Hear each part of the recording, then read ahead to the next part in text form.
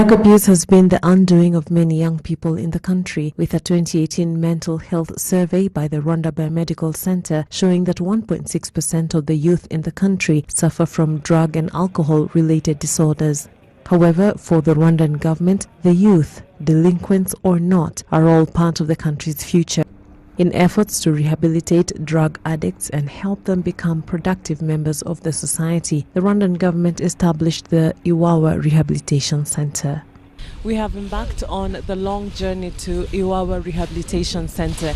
It's a journey that takes about 2.5 hours on the waters of Lake Kivu, and it's about 28 kilometers from Rubavu to the island.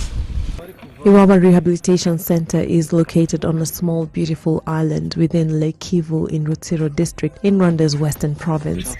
At the entrance of the men's-only rehab center is a huge block with many writings on it. But what is most striking is a scripture-drawn phrase written in Kinyarwanda, "Uwari Sauli yarahindutse Paulo," which loosely translated means Saul has changed to Paul. The writing is probably a hint of the magnitude of the work done at the rehabilitation center to transform the lives of the men.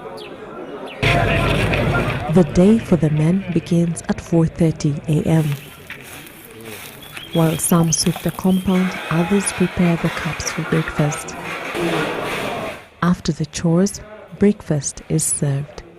Like clockwork, the men know exactly where they're meant to be and at what time. They seamlessly shift from one activity to the next with little supervision.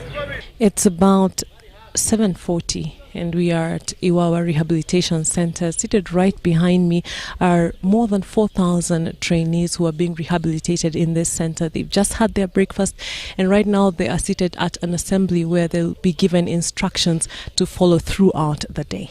As explained by Dr. Jean Damascene Nshimiyimana, the director of the IWAWA Rehabilitation Center, the rehab center was established in 2010 and has over 4,000 trainees. IWAWA Rehabilitation Center was created in 2010. Since its inception, we hosted more than 21,000 trainees, and now we have 4,316 trainees. Addiction is said to be more than a physical dependence on drugs and alcohol. Counseling is therefore recommended as the foundation of the substance abuse treatment for many people. Veniste Habimana, a clinical psychologist at the IWAWA Rehab Center, says that the huge number of patients per psychologist is one of the main challenges they face at the rehab center. Mu kazi kacu ka buri munsi nk'abo psychologue clinicien turi nka stock. Our daily work as clinical psychologists entails listening to the numerous problems and issues of these men. They are flawed on us, but we do not have an outlet. There is something called stress management, which is used in psychology, where the clinical psychologists meet and debrief. So we lack that here, and we suffer burnout. The other challenge we have is that we are few clinical psychologists serving a huge number of clients. Batanga service ku mubare munini cyane w'abakiriya.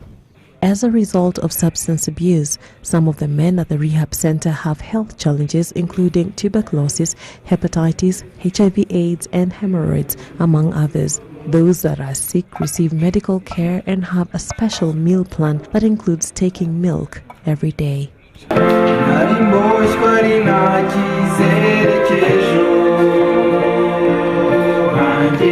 The IWAWA Rehab Center has a broad spectrum of people, from young men who come from rich and affluent backgrounds to poor orphans who lived on the streets, from graduates and professionals to those who can neither read nor write.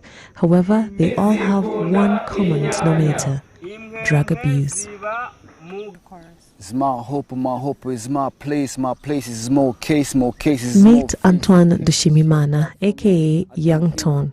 He is known for featuring in the popular gospel song Amahoro. His story begins in the United States of America, from where he was deported for selling drugs.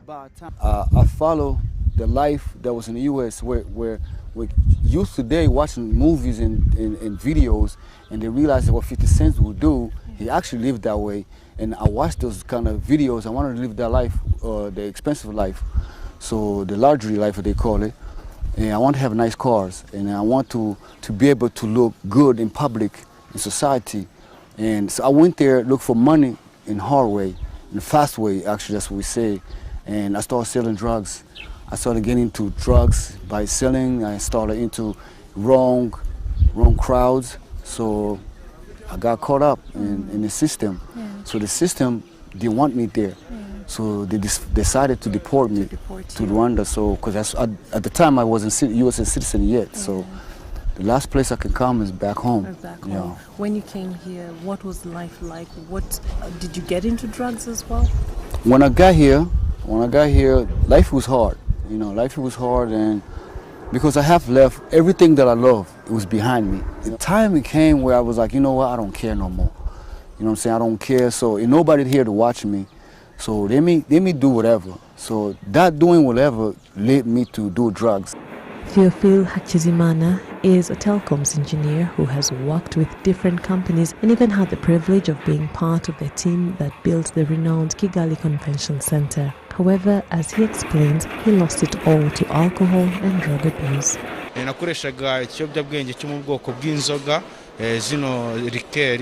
I was an alcoholic, mostly taking hard liquor. But before that, I worked in different places, including a construction company as a technician.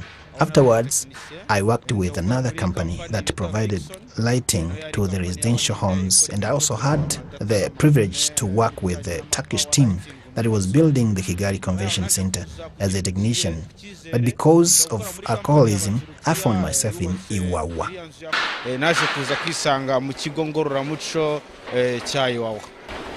Apart from rehabilitation, the trainees in IWAWA Rehabilitation Center also get vocational training. For example, I'm right in the middle of a carpentry workshop where the trainees learn how to make different wooden structures, and this way they're able to make life for themselves after IWAWA. Other vocational skills offered at the rehab center include masonry, tailoring, agriculture, computer skills, as well as motorbike riding. The men at the rehab center are taught the value of working with their hands, with all chores carried out by the trainees, including cooking and even milking the cows. They say that all work and no play makes Jack a dull boy. Well, the men at IWAWA know this all too well. They're in the field doing different sports activities. And as the doctors say, sports is not only for relaxation, but it is also therapeutic for them. Studies have shown that sports and fitness therapies are quite effective in developing wellness and assisting those that are recovering from drug addiction. Every year, the IWAWA Rehab Center receives between 1,500 and 3,000 trainees. 10% of those who graduate relapse and mostly find themselves back at the island for more rehabilitation. According to Dr. Jean Damascene Shimimana, the community has a role to play in the reintegration process. When the trainee is not well integrated in the community, he has nothing to do with that community. He joins the former peers who influence him in becoming again delinquent. So I would like to call upon the community members to help us in integrating the trainees who have been treated here, so as to avoid the cases of relapse. This is Valence Rukundo. He graduated from IWAWA Rehabilitation Center in 2015 and was taken in by Hope Ethiopia Rwanda, that works in collaboration with a rehab center to help reintegrate the graduates. Through their help, Valence now works at the Gahanga Cricket Stadium. He, however, laments that since he left IWAWA, he has faced a lot of stigma from the society. When you leave IWAWA and join the society, you meet people who say, look at these good-for-nothings. who have come from IWAWA. And that makes us lose hope because we have done everything possible to change, but nobody sees it. They all stigmatize us. According to Emmanuel Sagahutu, who works with Hope Ethiopia Rwanda, stigmatizing those that have gone through the rehab centers only serves to close opportunity doors for the rehabilitation graduates and leads to eventual relapse cases. This is a war that we all need to fight. So I urge the Rwandan society to not to stigmatize these young men and instead receive them as they would any recovering patient. When we stigmatize them, they don't get jobs because most people claim that they have not changed.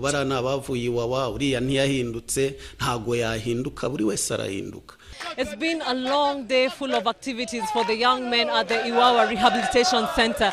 And at about 8:20 p.m., the young men have just had their dinner and they sit for one last meeting of the day where the leaders tell them about Rwanda's history and where the country is going. But the one thing that is clear for many of us is that these young men came into this center with no hope. But right now, they have a future. They know where they are from. They surely do not want